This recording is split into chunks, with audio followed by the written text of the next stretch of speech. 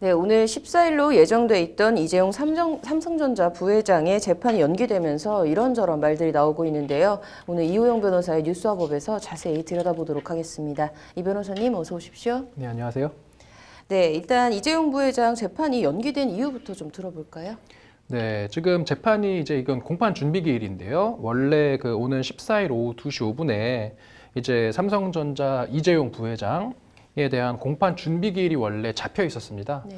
그런데 재판부에서 이것을 연기를 하면서 뭐라고 밝혔냐면 지금 삼성의 그런 준법 감시 제도를 좀 양형에 뭐 반영하겠다, 뭐 어떠겠다 이제 이런 건 아닌데 혹시라도 나중에 이제 이런 양형에 삼성의 준법 감시 제도를 반영하는 것에 대해서 이것의 어떤 적절한지 여부 이런 것들에 대해서 검찰 측과 피고인 이제 변호인들에게 의견을 제출해라. 그럼 그러한 의견을 받아서 그 이후에 공판 준비기일을 다시 속행하겠다. 지금 이렇게 밝힌 상황입니다. 네, 이렇게 갑자기 재판부가 집중 검토에 나선 좀 특별한 이유라도 있을까요? 아무래도 이제 이 재판부에서 준법 감시 제도를 이야기를 한 그 직후부터 네. 어떠한 얘기들이 나왔냐면 이거는 이제 재벌 봐주기 아니냐. 네. 원래 이런 준법 감시 제도를 바탕으로 어떤 기업 총수에 대해서 양형의 일을 반영을 한 사례는 우리나라에서는 제가 알기로는 없거든요. 네. 그러니까 이렇게 우리나라에 전혀 있지도 않은 특히 이제 그 연방 법원의 이제 미국 연방 양형 기준 제8장을 언급을 하면서 우리나라 법에 있지도 않은 이러한 제도를 언급을 한 그 속내에 대해서 이제 일각에서는 나왔던 의문이 뭐냐면 이재용 회장에 대해서 봐주기 재판을 하려고 하는 것이 아니냐라는 의혹들이 대단히 많이 나왔고 실제로 최근에 이제 뭐 바른미래당 최이배 의원 같은 경우는 긴급 간담회까지 열어서 이제 법원의 어떤 삼성 구하기, 이재용 회장 구하기 아니냐. 그러면서 재판부에서 이런 준법 감시 제도를 이재용 회장에 대한 이 뇌물죄 사건에 적용하는 것은 대단히 문제가 있다. 이런 취지로 지금 간담회도 하고 각계각층에서 문제 제기가 있으니까 법원 입장에서는 아무래도 좀 조심스러운 스탠스를 취해야 되는 그런 상황이 된 것 같고요. 그렇다 보니까 특검과 그다음에 변호인 측에 의견을 제출해라. 지금 이렇게 한 상황인 거죠.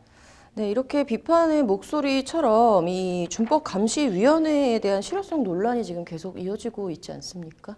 네. 이제 이게 과연 실효성이 있느냐, 앞으로. 근데 이게 또 그런 것도 있어요. 실효성 문제도 있고, 적절하냐라는 문제가 나오는 거거든요. 이제 한 세 가지 점에서 비판을 하는 것 같아요. 제가 좀 보니까.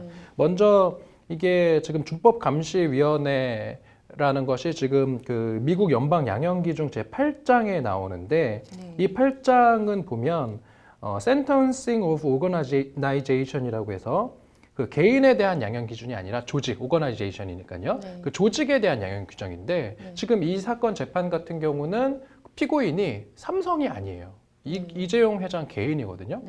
그럼 개인에 대한 재판의 양형 기준에 대해서 그 단체에 대한 그런 양형 기준을 끌어다 쓰는 거는 맞지 않는다라는 비판이 하나 있는 것이고 그다음에 이게 미국 연방 양형 기준은 우리 법이 아니지 않습니까? 엄연히 우리나라 지금 대법원 양형위원회에서 쓰고 있는 양형 기준이 있는데 우리나라 법을 적용해야지 대한민국 법원에서 왜 미국까지 가서 법을 끌어오느냐라는 이제 문제도 있고 또 그렇지 않다 하더라도 만약에 뭐 이제 연방 양형 기준을 쓴다 하더라도 그 양형 기준을 여기에 적용할 수는 없는 게 그 양형 기준을 저도 좀 읽어봤는데 이거는 그 범죄를 저지를 당시에 회사에서 어떤 그러한 준법감시위원회 같은 컴플라이언스 조직을 운영하고 있었을 때 양형에 참작한다는 것이지 이렇게 범죄를 저지른 이후에 그런 어떤 준법감시위원회라는 제도를 도입한다고 해서 양형에 어떤 플러스 점수를 주는 것은 아니다. 이런 이제 비판이 나오고 있는 것입니다. 네. 지금 앞서 말씀해주신 대로 지금 재판부가 미국 사례를 들면서 이제 이 준법감시위 제도를 이제 주문을 한 건데 변호사님께서는 지금 이 상황에 좀 적절하다고 보시는지?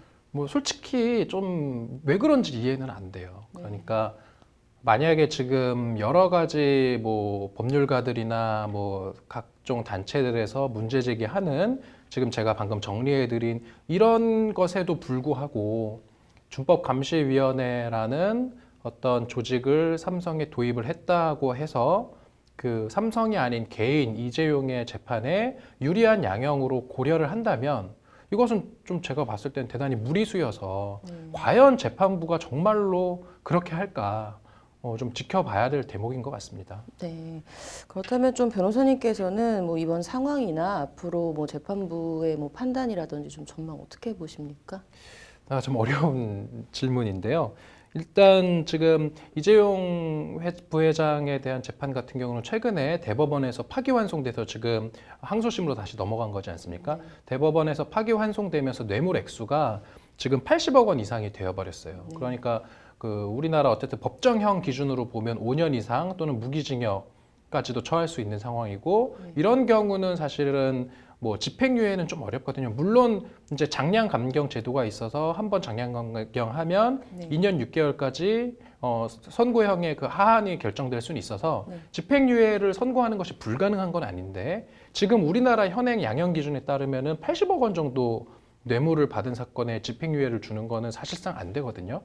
그런데 과연 이런 지금 항소심 재판부에서 이런 연방 이제 양형 기준을 끌고 와서 만약에 이 부회장에 대한 뭐 그 3호 법칙이라고 하죠.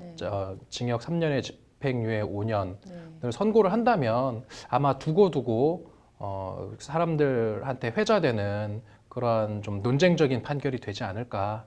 하지만 그 결과는 좀 지켜봐야 된다. 이렇게 말씀드릴 수 있을 것 같습니다. 네, 좀 말이 많지만 어쨌든 다음 달 중에 이제 공판기일이 진행될 것으로 보이는데 재판부 판단이 좀 궁금해지네요. 오늘 잘 들었습니다.